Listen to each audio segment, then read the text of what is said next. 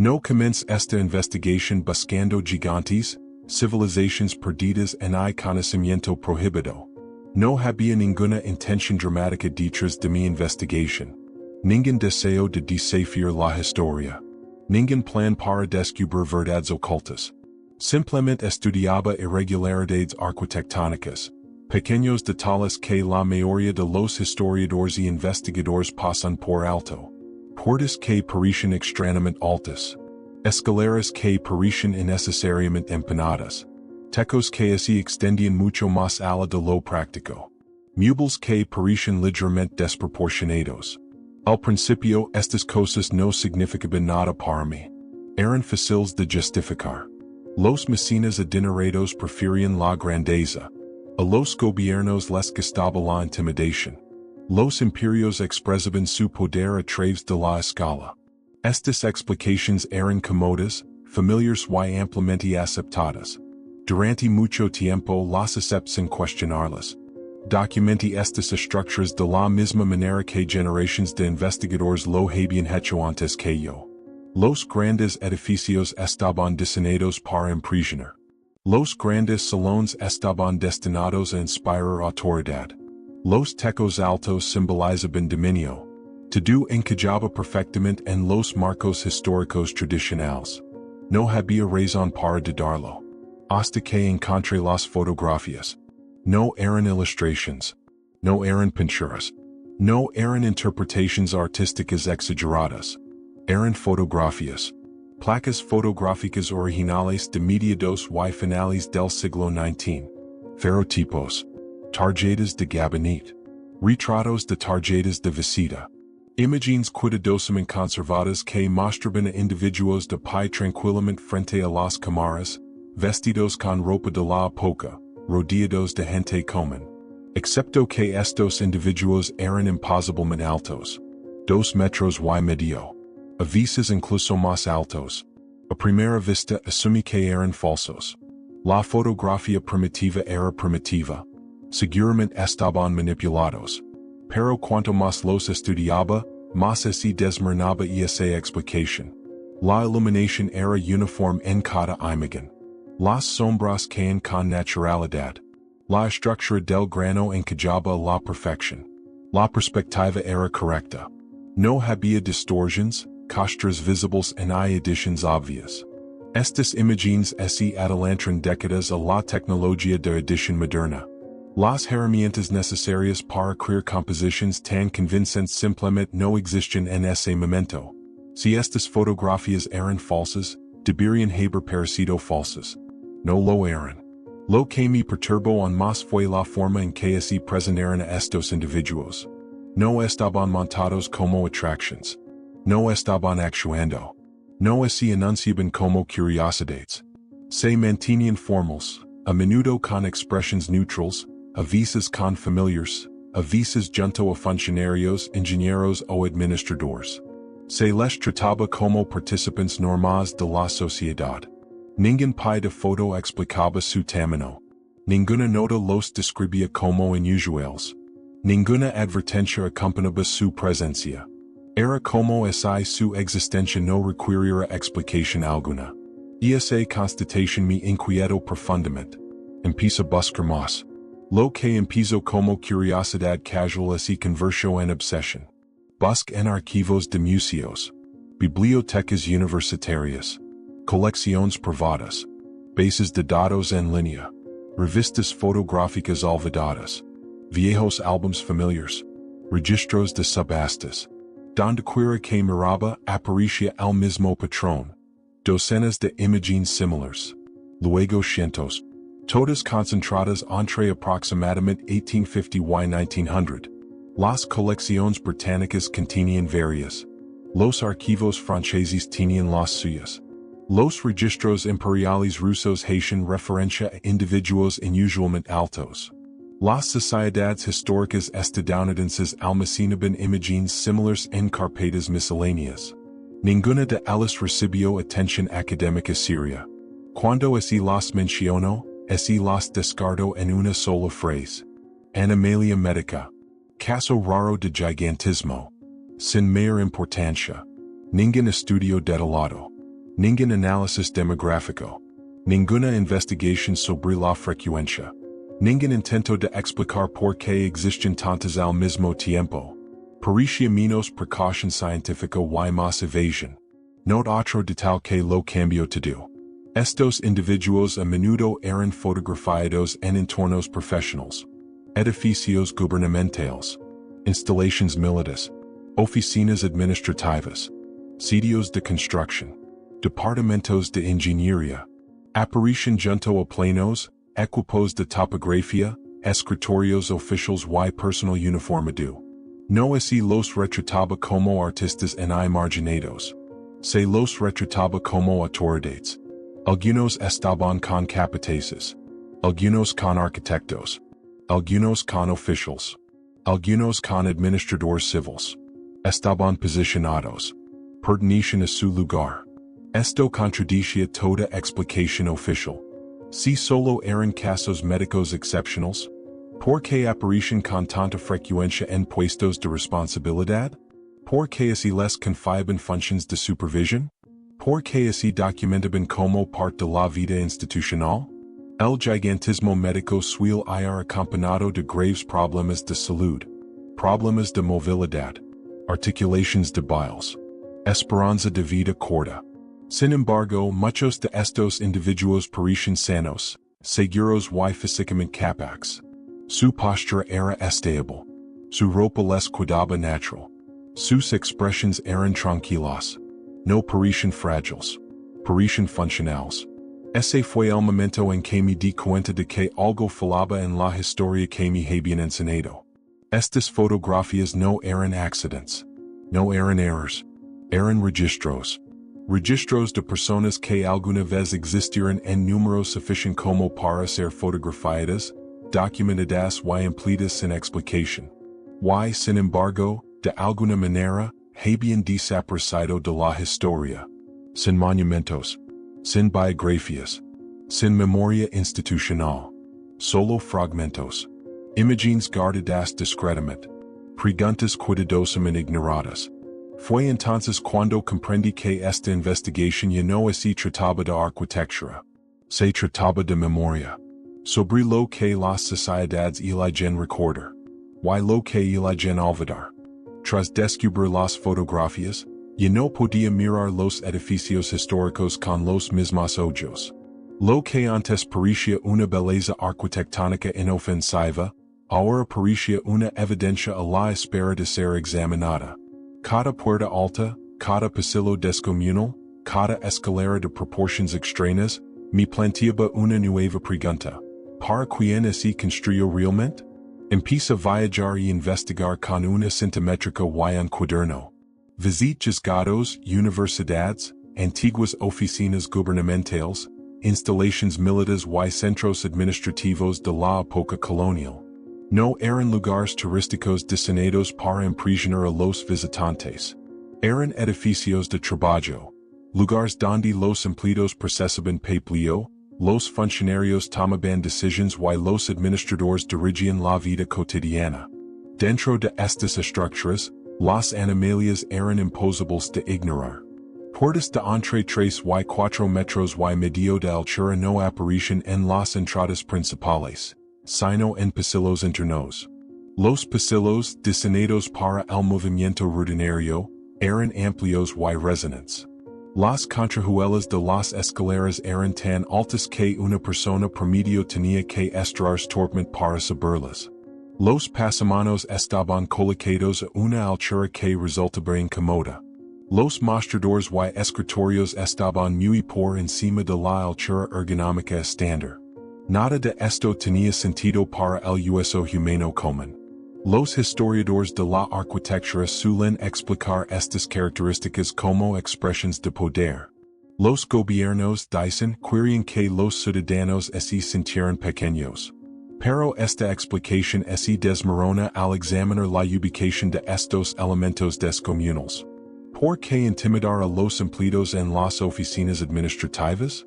¿Por qué abrumar a los conserjes en los pasillos de mantenimiento? ¿Por qué diseñar espacios de trabajo poco prácticos donde la eficiencia debería ser lo más importante? El simbolismo del poder no explica la mala funcionalidad. Solo la escala lo hace. A medida que expandía mi investigación globalmente, el patrón se repetía con una consistencia inquietante. En Europa, los edificios administrativos de los siglos XVIII y XIX comparten las mismas proporciones.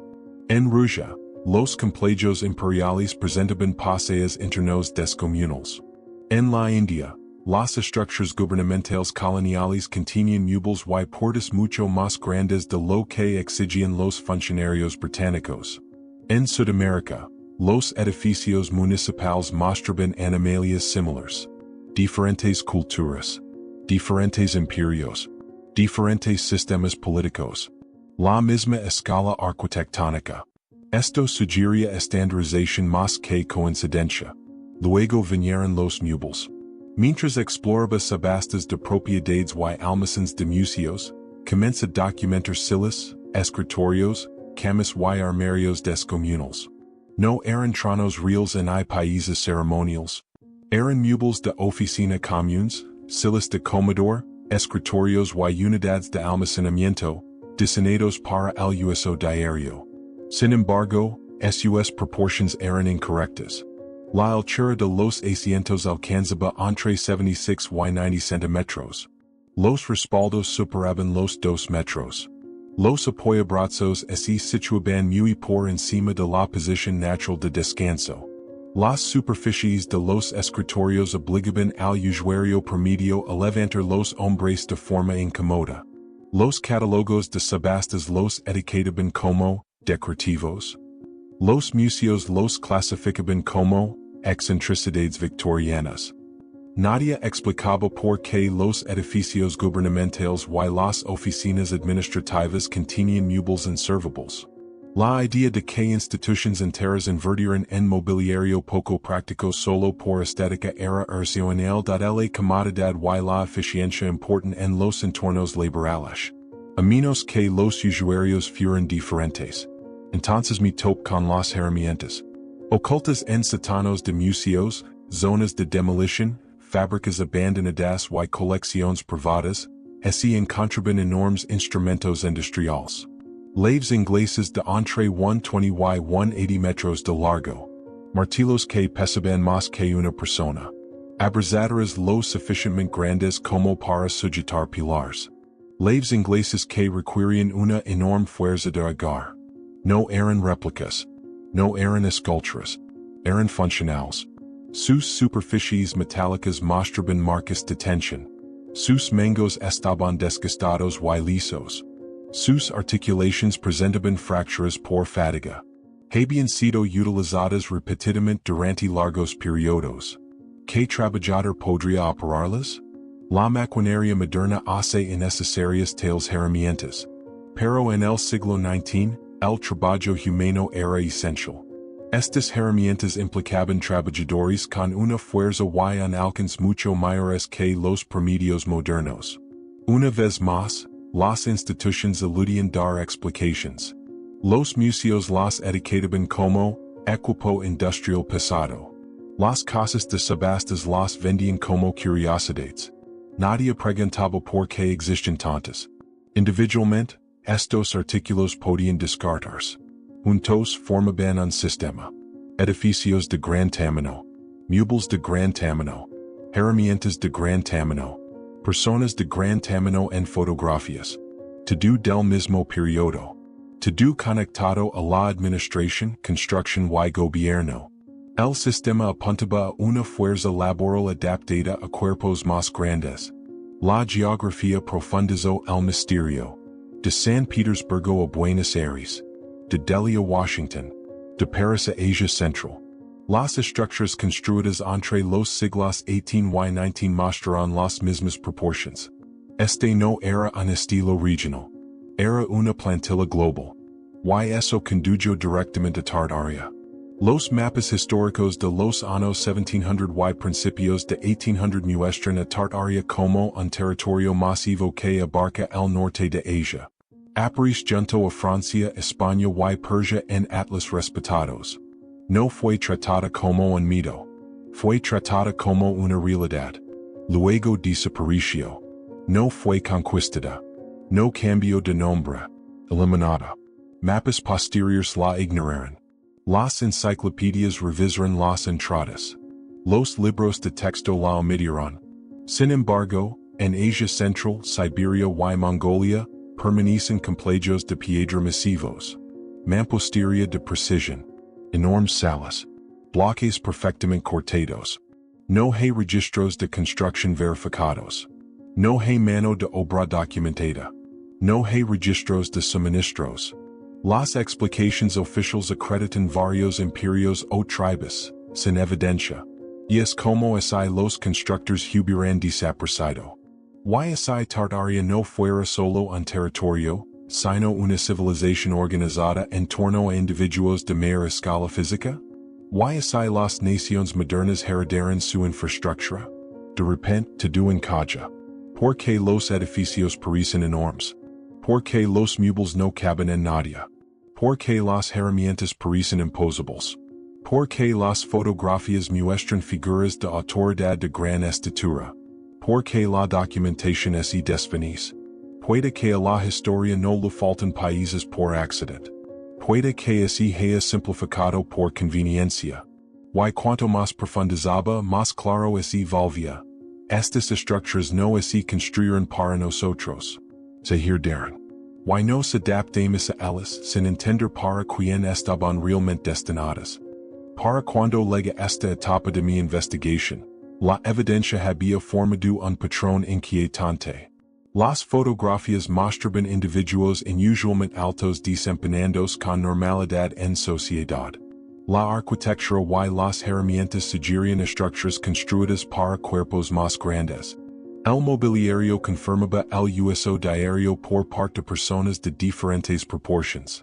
Pero una categoría de evidencia tenía mucho más peso que todas las demás juntas. Los restos físicos.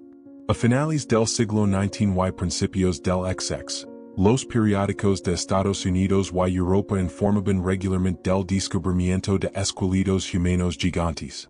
No se trataba de tabloids sensacionalistas que buscaban atención. Eran periódicos regionales respetados, publicaciones nacionales y boletines científicos.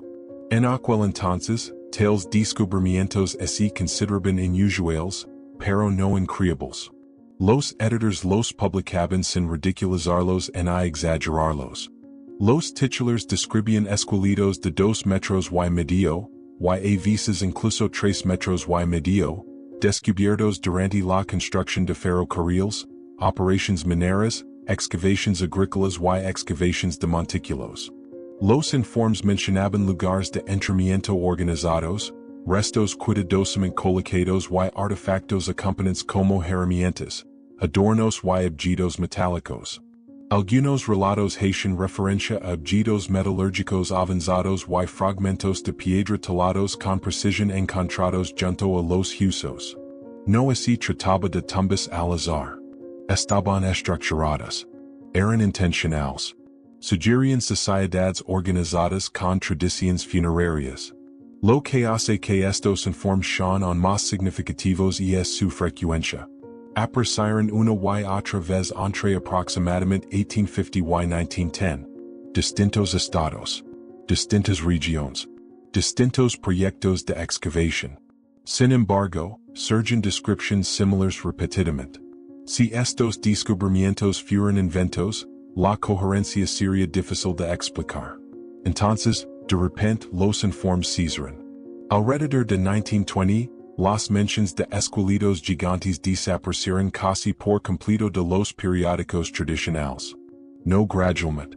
No lentamente. Abruptamente. Historias que alguna vez habían sido comunes simplemente desaparecieron. Los proyectos de construcción continuaron. Las excavaciones continuaron. Los ferrocarriles se expandieron. Las minas se profundizaron. Sin embargo, no se encontraron más gigantes. Al menos, ninguno se informó públicamente. Este silencio exige una explicación. Muchos informes tempranos afirmaban que los esqueletos se enviaban a importantes instituciones científicas para su estudio. Lo más común era que se entregaran a museos nacionales y centros de investigación. En Norteamérica, se informó que muchos fueron enviados al Instituto Smithsonian para su análisis y preservación. Hoy, el Smithsonian niega poseer tales restos. Las autoridades afirman que no existen esqueletos gigantes verificados en sus colecciones. Faltan registros. Presuntamente, los especímenes fueron extraviados, donados o destruidos durante traslados rutinarios. La documentación está incompleta. Los rastros de archivo terminan abruptamente. Cientos de restos simplemente desaparecieron. No hay informes detallados.